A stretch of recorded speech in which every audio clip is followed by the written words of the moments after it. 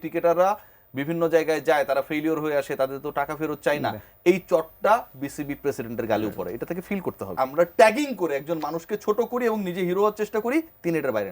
এখানে সবচেয়ে interesting part কি, যে আপনি মুস্তাফিজের ডিগনিটি ইজ ইকুয়াল টু বাংলাদেশের ডিগনিটি, রাইট? মুস্তাফিজকে অপমান করা হয়েছে, মুস্তাফিজকে যে অপমান করা হয়েছে, মুস্তাফিজকে কি কোনো খারাপ কথা বলা হয়েছে? মুস্তাফিজকে অপমান করা হয়েছে প্রকাশ্যে কি বলা হয়েছে যে মুস্তাফিজ এখানে টাকার জন্য আসছে, আমরা টাকা দিব না?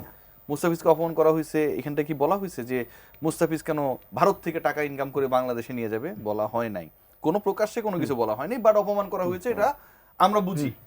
কিন্তু মুস্তাফিজকে অপমান যখন করলো বাইরের কেউ, আপনি অ্যাক্টিভ হয়ে গেলেন, আর বাংলাদেশের সকল ক্রিকেটারদেরকে, প্রত্যেকে এক একটা মুস্তাফিজ, আমার দেশের একজন ক্রিকেট বোর্ডের নির্বাচিত ডাইরেক্টর, যদিও ইলেকশন নিয়ে অনেক প্রশ্ন রয়েছে, রাতের আধারে কিভাবে হয়েছে সেটা আমরা জানি, তিনি যখন সকল ক্রিকেটারদের অপমান করলেন, তখন ওই জায়গায় Bangladesh cricket board properly response করতে পারে না। মানে বাংলাদেশ ক্রিকেট বোর্ড, বাংলাদেশ সরকার একজন মুস্তাফিজকে যখন অপমান করা হলো, তখন আমরা একাট্টা হয়ে গেলাম। অথচ বাংলাদেশের বাকি শত শত মুস্তাফিজ, সকল ক্রিকেটারই তো মুস্তাফিজ, এখানে তো মুস্তাফিজ বলতেই বাংলাদেশ, তাদেরকে ক্রিকেট বোর্ডের চেয়ারে বসে থাকা, যেই ক্রিকেট বোর্ডের নাম, অর্থ, যশ সবকিছু ক্রিকেটারদের কারণেই হয়েছে।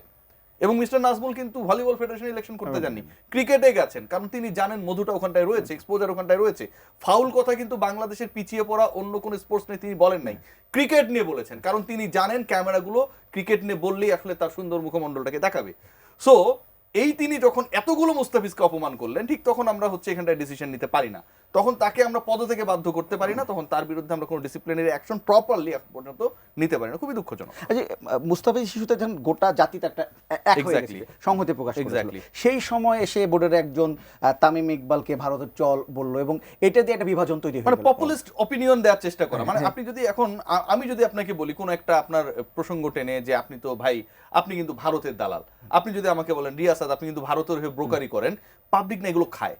তো মিস্টার নাজমুল যতটুকু ভদ্র, তার থেকে বেশি চতুর, কোন জায়গায় কোন কথাটা কিভাবে বললে তিনি ওই ভাইবসটা পাবেন, আলোচনায় থাকতে পারবেন।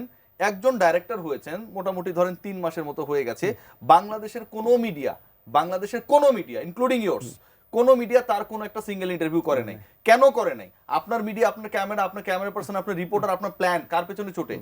যিনি ভ্যালু অ্যাড করে কোনো একটা জায়গায়, উনি কোনো জায়গায় কোনো ভ্যালু অ্যাড করার মতো কেউ না করেন নাই, তার একটা সিঙ্গেল ইন্টারভিউ কোথাও নেই প্রপারলি। সো সেই ব্যক্তি আজকে বাংলাদেশের হট টপিকে পরিণত হয়েছেন কিভাবে? কারণ উনি ওই যে যেই টপিকটাকে ধরতে হয় সেই টপিকটা তিনি ধরেছেন, এবং সেই টপিকে তিনি ভারতের দালাল।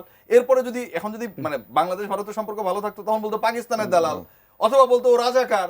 এই তো আমাদের যেভাবে আমরা ট্যাগিং করে একজন মানুষকে ছোট করি এবং নিজে হিরো হওয়ার চেষ্টা করি, তিনি এটার বাইরে না। আমিনুল ইসলাম বুলবুল তো সভাপতি আসলে তার দায়িত্বটা কিভাবে পালন করছেন? সভাপতি দায়িত্ব পালন করছেন। আজকে যখন প্রেস কনফারেন্সটা হয়েছে অফিসিয়ালি, সেই প্রেস কনফারেন্সে Mohammad Mithun, president of the COAB, তিনি বলেছেন যে এত ঘটনা ঘটার পরেও তাদের এটুকু মানে কি বলবো, মানে they are not that much fortunate যে আমিনুল ইসলাম বুলবুল একটা কল করে বলেছে ঘটনা কি ঘটেছে। আজকে যদি ক্রিকেটারদের গালে চর পড়ে তার এই বক্তব্যের মাধ্যমে, যে ক্রিকেটাররা কি করেছে বাংলাদেশের জন্য, যেটাই করেছে, যাই হয়েছে এখন পর্যন্ত বাংলাদেশের ক্রিকেট যেখানেই যাক না কেন, এটা ক্রিকেটাররাই করেছে। বোর্ড ডাইরেক্টররা কি মাঠে গিয়ে খেলেছে? সাংবাদিকরা খেলেছে? দর্শকরা খেলেছে? ক্রিকেটাররাই খেলেছে। এই প্রশ্ন যখন করে যে ক্রিকেটাররা বিভিন্ন জায়গায় যায়, তারা ফেলিওর হয়ে আসে, তাদের তো টাকা ফেরত চাই না, এই চটটা বিসিবি প্রেসিডেন্টের গালে উপরে, এটা থেকে ফিল করতে হবে। এটা আমরা বলে বোঝাতে পারবো না যে ভাই ব্যথা করে কিনা।